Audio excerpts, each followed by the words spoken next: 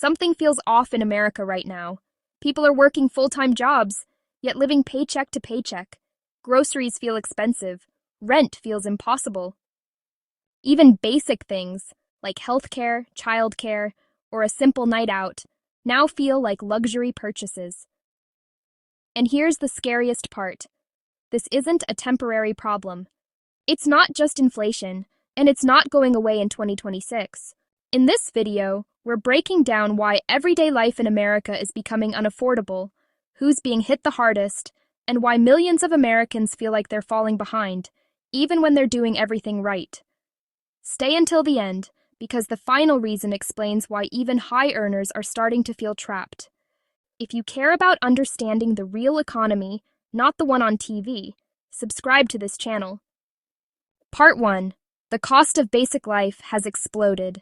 It's a quiet crisis unfolding in households across the country, a creeping pressure that has fundamentally changed what it means to simply get by. This isn't about extravagant lifestyles or luxury goods. It's about the erosion of financial stability at the most fundamental level. The very foundation of a secure life feels like it's cracking under the weight of escalating costs. Let's start with the basics, the foundational pillars of a stable life that we often take for granted. We're talking about the non-negotiables: a roof over your head, food on the table, the lights and heat that keep our homes running, and the ability to get to work or school. First, housing.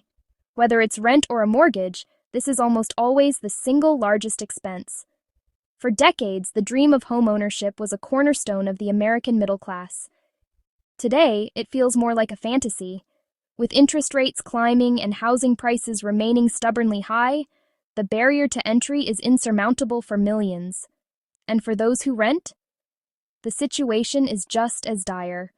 Across most U.S. cities, rent has consistently risen faster than wages, forcing families to dedicate an ever larger portion of their income just to keep a roof over their heads.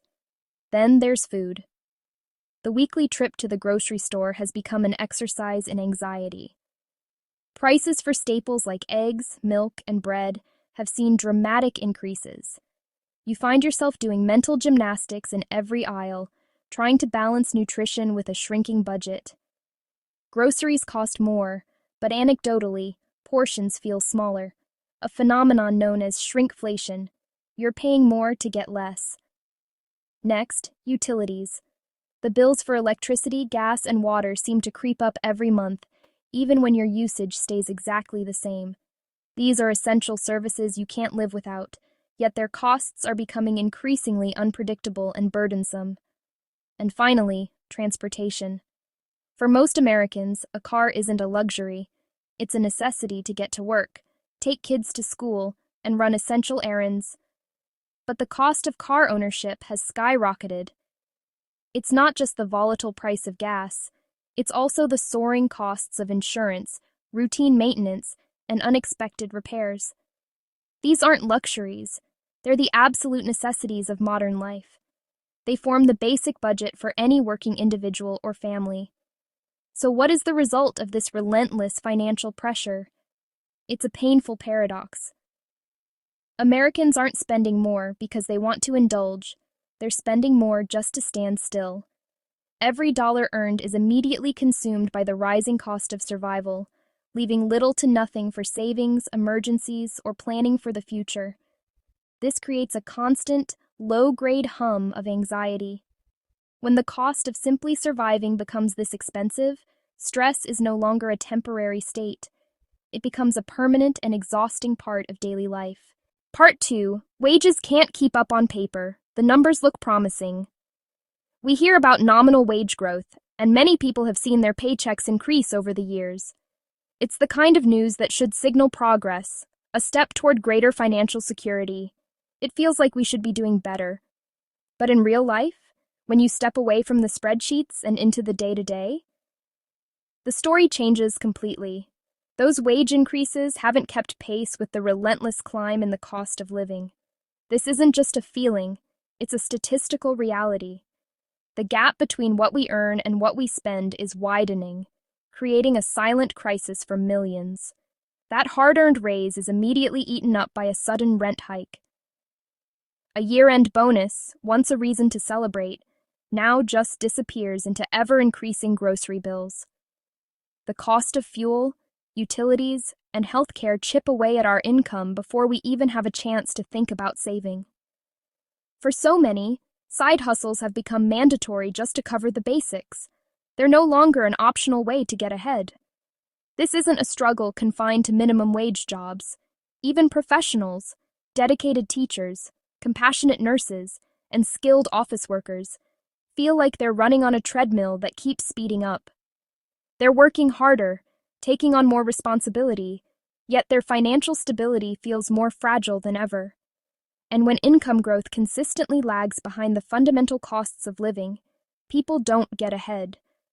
They can't build savings, invest in their future, or create a safety net for emergencies. Instead, they're stuck in a cycle of just trying to keep up. If you think this serious issue only affects low-income households, the next reason proves that assumption completely wrong. Part 3. The middle class is being squeezed.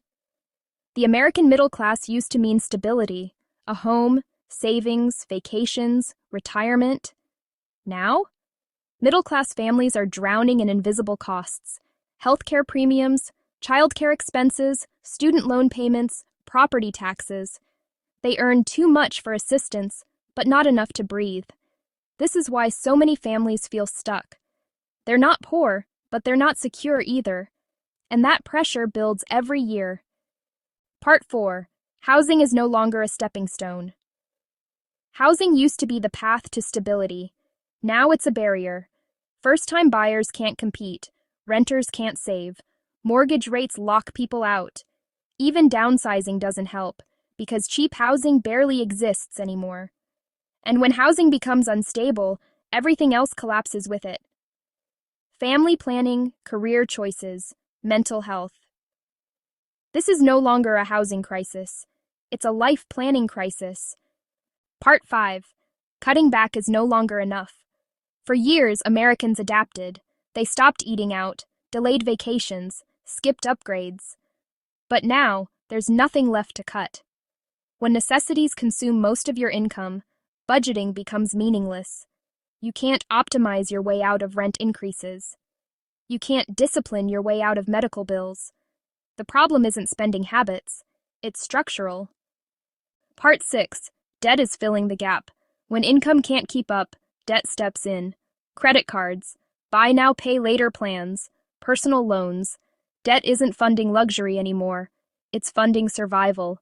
Groceries, gas, utilities. And the longer this continues, the harder it becomes to escape. Debt doesn't fix affordability. It delays the collapse, at a cost. Part 7. Even high earners feel the pressure. Six-figure incomes used to mean freedom. Now, they mean fragile comfort, high taxes, high housing costs, lifestyle inflation that feels mandatory. Many high earners live one job loss away from crisis, not because they're irresponsible, but because the cost of participation is too high. The system isn't just squeezing the poor, it's pressuring everyone. Let's be clear about one thing. The constant gnawing anxiety over money that so many of us feel is not a personal failing. It's a systemic issue. Everyday life in America wasn't always this expensive. There was a time, not so long ago, when a single income could support a family, when buying a home wasn't a pipe dream, and when a trip to the grocery store didn't feel like a luxury purchase. We've been conditioned to accept this as the new reality, but it's crucial to remember that it doesn't have to stay this way. This isn't an unchangeable law of nature. It's the result of choices and policies that can be unmade and remade.